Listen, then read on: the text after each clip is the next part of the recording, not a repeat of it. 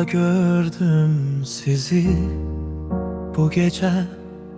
Anam, kardeşim sessiz bir ece. Köçdüz bu dünyadan, kaldım tenha. Yüreğimde bir boşluk, dert dolu hava.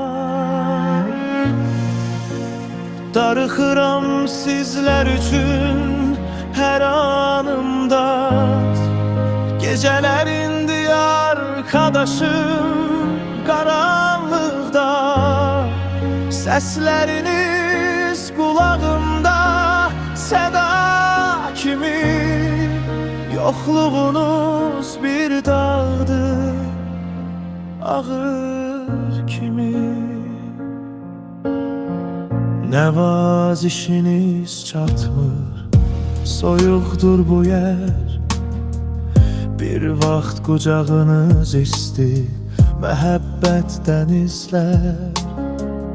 Qəlbimdə sizin izlər, silinməz heç vaxt. Xatirələr qalmış, hər biri bir taq. Darıxıram sizlər üçün hər anımda.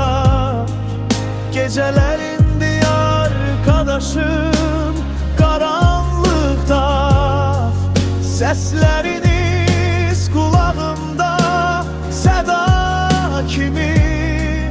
Yokluğunuz bir dağdır ağır kimi. Göylere bakıram belki bir işaret. Her uhduz bir hatire, bir ümit parıltısı, bilirsiniz mi? Burada hayat yarımçık, sizsiz dünya keder. Her şey çatışmır.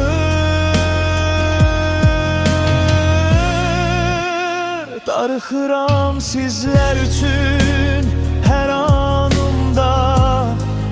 Gecelerin arkadaşım karanlıkta.